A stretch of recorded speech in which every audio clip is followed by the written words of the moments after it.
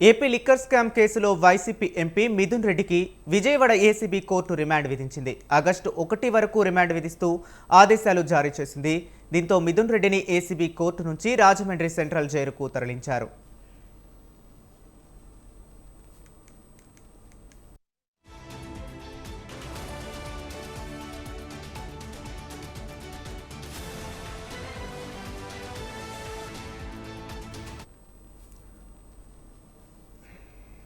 మిథున్ రెడ్డిని శనివారం అరెస్ట్ చేసిన సిట్ అధికారులు విజయవాడ కోర్టు ఎదుట హాజరుపరిచారు. అంతకుముందు సిట్ కార్యాలయం నుంచి విజయవాడ ప్రభుత్వ ఆసుపత్రికి తీసుకెళ్లారు. బీపీ, షుగర్, ఈసీజీ వంటి వైద్య పరీక్షలు చేయించి ఏసీబీ కోర్టు జడ్జి ఎదుట హాజరుపరిచారు. మిథున్ రెడ్డి అరెస్టుకు 29 కారణాలను సిట్ కోర్టుకు నివేదించింది.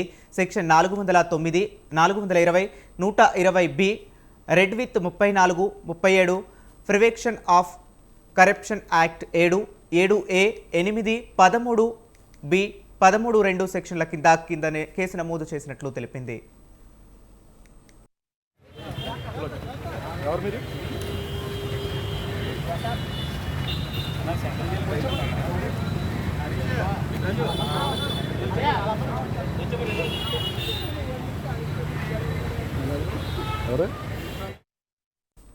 సిట్ తరపు న్యాయవాది కోటేశ్వరరావు, మిథున్ రెడ్డి తరపు సీనియర్ న్యాయవాది నాగార్జున రెడ్డి వాదనలు వినిపించారు. పోలీస్ కస్టడీకి తీసుకోవాల్సి ఉన్నందున గుంటూరు సబ్ జైలుకు రిమాండ్ ఇవ్వాలని సిట్ తరపు న్యాయవాది కోరారు. మిథున్ రెడ్డి వై కేటగిరీ భద్రత కలిగిన ఎంపీ అని, రిమాండ్ విధిస్తే భద్రతా దృష్ట్యా నెల్లూరు జైలులో ప్రత్యేక బ్యారక్ ఇవ్వాలని ఆయన తరపు న్యాయవాదులు పేర్కొన్నారు. మిథున్ రెడ్డి ప్యానెల్ స్పీకర్గా పనిచేశారని, ఆయన అరెస్టుపై స్పీకర్కు సమాచారం ఇవ్వలేదని కోర్టు దృష్టికి తెచ్చారు. ఇరువైపు వాదనలు విన్న న్యాయస్థానం ఆగస్టు 1 వరకు రిమాండ్ విధిస్తూ ఆదేశాలు జారీ చేసింది.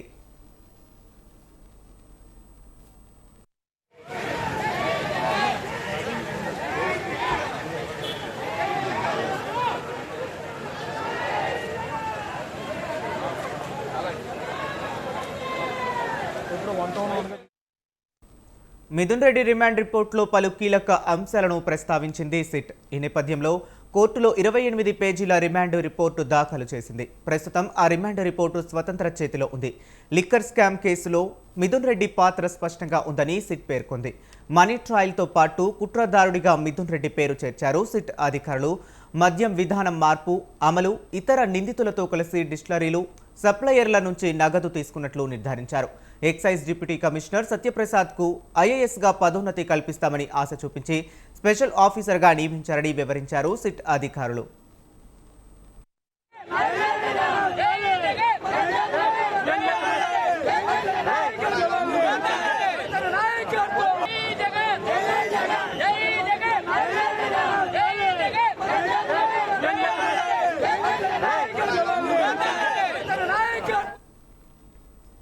బెవరేజెస్ కార్పొరేషన్ అధికారులతో సమావేశమై డిస్టిలరీల నుంచి ముడుపులు సేకరించి రాష్ట్ర ఆదాయానికి గండి కొట్టారని సిట్ అధికారులు వెల్లడించారు. లిక్కర్ స్కామ్లో లోతైన కుట్ర దాగి ఉందని వివరించారు. ఈ కుట్ర ఛేదించేందుకు భవిష్యత్తులోనూ దర్యాప్తు అవసరమని స్పష్టం చేశారు. ముడుపుల ద్వారా నిందితులు, ప్రైవేటు వ్యక్తులు, ఉన్నతాధికారులు, రాజకీయ నేతలు, గత ప్రభుత్వంలో ఉన్నవారు లబ్ధి పొందారని చెప్పుకొచ్చారు. ఇప్పటి వరకు అరెస్ట్ అయిన వారిలో పాటు పరారీలో ఉన్న వారిని కూడా అదుపులోనికి తీసుకొని విచారించాల్సి ఉందని తెలిపారు సిట్ అధికారులు.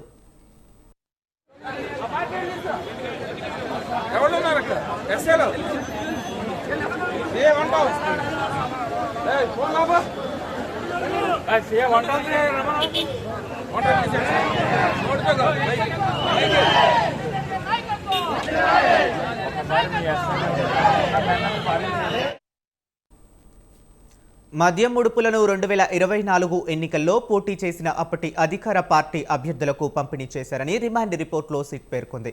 నిందితులకు రాజకీయ పలుకుబడి ఉండటంతో సాక్షులను ప్రభావితం చేసే ప్రమాదం ఉందని తెలిపారు. మరింత దర్యాప్తు కోసం మిథున్ రెడ్డికి రిమాండ్ విధించాలని కోరారు. ప్రభుత్వ ఖజానాకు 3,500 కోట్ల ఆర్థిక నష్టం వాటిల్లిందని చెప్పారు. మిథున్ రెడ్డిపై గతంలోనూ 7 క్రిమినల్ కేసులు ఉన్నాయని సిట్ అధికారులు వెల్లడించారు. గతంలోనూ దర్యాప్తు సంస్థకు మిథున్ రెడ్డి సహకరించలేదన్నారు. నిందితుడు మిథున్ రెడ్డి కస్టోడియల్ విచారణ అవసరమని చెప్పారు. ముడుపుల పంపిణీ, కమిషన్లు ఎవరెవరికి చేరాయో తెలుసుకోవాల్సి ఉందని వెల్లడించారు. ఈ కేసులో అంతిమ లబ్ధిదారులెవరో తేలాల్సి ఉందని సిట్ అధికారులు పేర్కొన్నారు.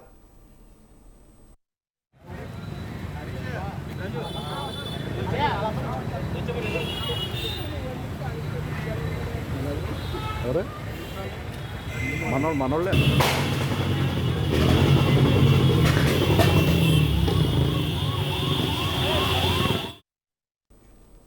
ఏపీ లిక్కర్ స్కామ్లో సిట్ అధికారులు తన కుమారుడు ఎంపీ మిథున్ రెడ్డిని అరెస్టు చేయడం పట్ల వైసీపీ సీనియర్ నేత పెద్దిరెడ్డి రామచంద్రారెడ్డి ఆగ్రహం వ్యక్తం చేశారు. జగన్తో సన్నిహితంగా ఉంటున్నాడని మిథున్ రెడ్డిపై తప్పుడు కేసు పెట్టి అరెస్టు చేశారని ఆరోపించారు.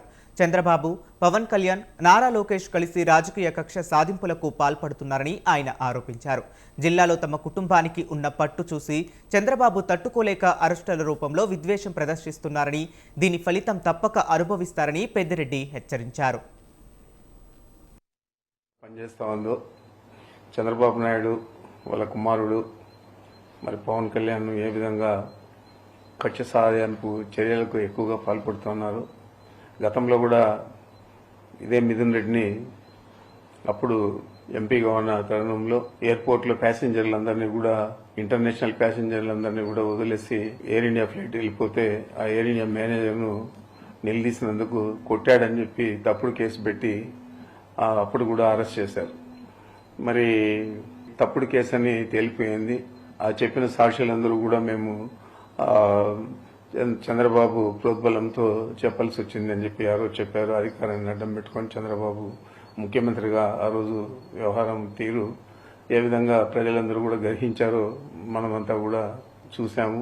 ఇది చంద్రబాబు నాయుడు చేసిన చాలా తప్పుడు కేసును పెట్టి ఒక పార్లమెంట్ సభ్యుడిని ఈ విధంగా వేధించారని చెప్పారు.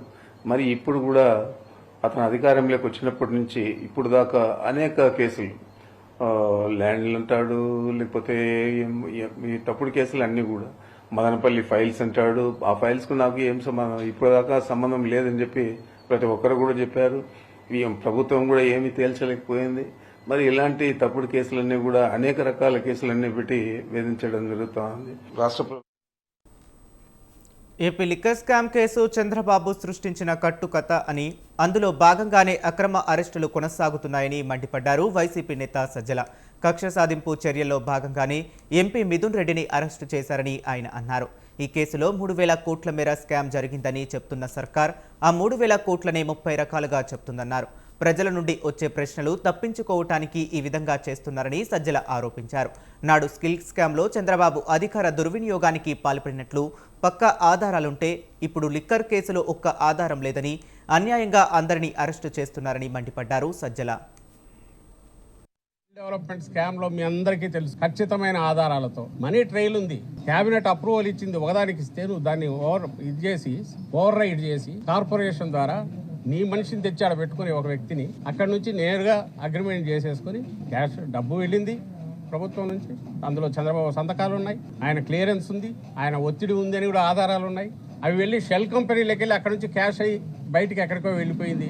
ఆ 300 కోట్లు అనేది మా ప్రభుత్వం పట్టుకోలే, జగన్మోహన్ రెడ్డి గారి ప్రభుత్వం సెంట్రల్ ఏజెన్సీ పట్టుకుంది. ఆ రికార్డులు కూడా తగలబెట్టారు, ఎందుకు దొరుకుతామని గవర్నమెంట్ నుంచి మారేటప్పుడు. అయితే ఫైనాన్స్ లో ఉన్న షాడో ఫైల్స్ ద్వారా ఆధారాలన్నీ దొరికాయి. పూర్తి పక్కా ఆధారాలతో ఆ రోజు చంద్రబాబు నాయుడు అరెస్ట్ చేశారు. ఇక్కడ ఒక్క ఆధారం చూపండి, ఒక్క ఆధారం. ఇక్కడ నుంచి ఇటు పోయి ఎండ్ బెనిఫిషియరీ, వీడు బెనిఫిట్ అయ్యాడు, ఇందులో నుంచి ఇంత ఇచ్చాడు, దీని ఇదిగో ఇక్కడికి పంపించాడు, ఇక్కడికి చేరింది. ఏది లేదు ఇంతవరకు, లేదని వాళ్ళే ఒప్పుకుంటున్నారు. సో ఖచ్చితంగా ఇదేంటంటే కక్ష సాధింపు, హెరాస్మెంట్, వీళ్ళందరూ ఉసురు ఆయనకు, చంద్రబాబు నాయుడుకు, ఆయన కుటుంబానికి మొత్తంగా తగులుతుంది, అందులో డౌట్ లేదు. ఇదే 3,000కు వీళ్ళంటున్న కట్టుకథ 3,000 కోట్లనే 30 రకాలుగా చెప్తున్నారు.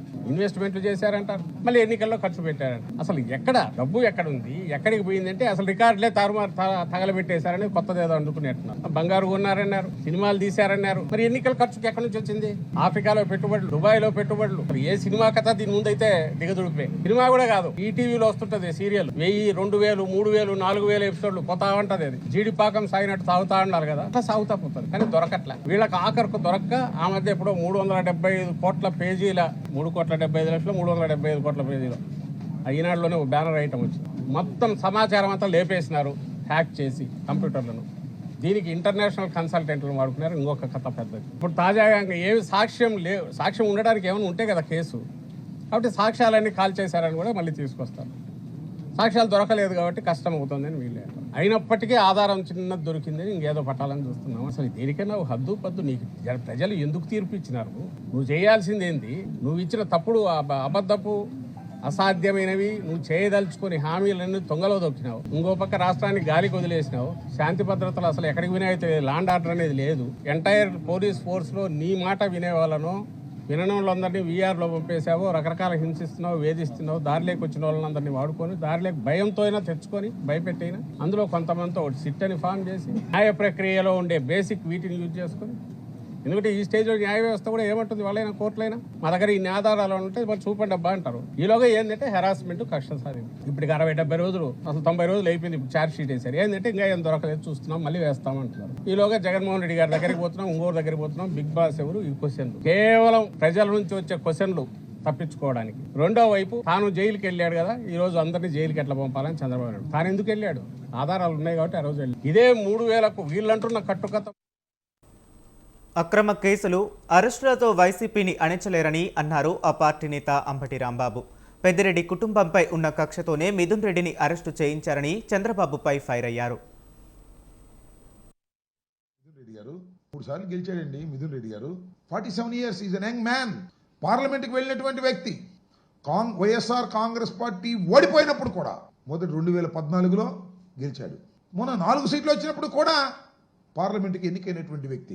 రాజకీయ కుటుంబం నేపథ్యం ఉన్నటువంటి వ్యక్తి పెద్దిరెడ్డి గారు. పెద్దిరెడ్డి రామచంద్రారెడ్డి గారు చంద్రబాబు నాయుడు గారితో సమకాలికుడు. అది కూడా ఒక కక్షే. ఎందుకంటే చంద్రబాబు నాయుడు గారికి ఆయనకి కాలేజీ లెవెల్ నుంచి పడదట. ఆ కక్ష కాంగ్రెస్ పార్టీలో ఉన్నాడు పెద్దిరెడ్డి గారు, వైఎస్ఆర్ కాంగ్రెస్ పార్టీలో ఉన్నాడు. ఒకే జిల్లాకు చెందినటువంటి వ్యక్తి. ఆ కుటుంబం మీద కక్ష పెట్టారు. సందులో సడేమి ఇతను కూడా లోపలేసేద్దాం. జగన్మోహన్ రెడ్డి గారికి సన్నిహితంగా ఉంటున్నాడు. ఢిల్లీ రాజకీయాల్లో జగన్మోహన్ రెడ్డి గారికి తోడుగా ఉంటున్నాడు. ఢిల్లీ లెవెల్లో వైఎస్ఆర్ కాంగ్రెస్ పార్టీకి సంబంధించినటువంటి అంశాల మీద కేంద్ర ప్రభుత్వంతోనూ ఇతర రాజకీయ పక్షాలతోనూ మాట్లాడేటటువంటి చొరవ తీసుకొని చక్కగా చేస్తున్నటువంటి వ్యక్తి. ఆయన కట్ చేద్దాం. 2 అవుతాయి పనులు. 1 జగన్మోహన్ రెడ్డి గారిని ఇబ్బంది పెట్టడం, 2 మిథున్ రెడ్డి గారి కుటుంబం మీద ఉన్న కక్షని తీర్చుకోవడం, లోపలేసేద్దాం అనేటువంటి భావం.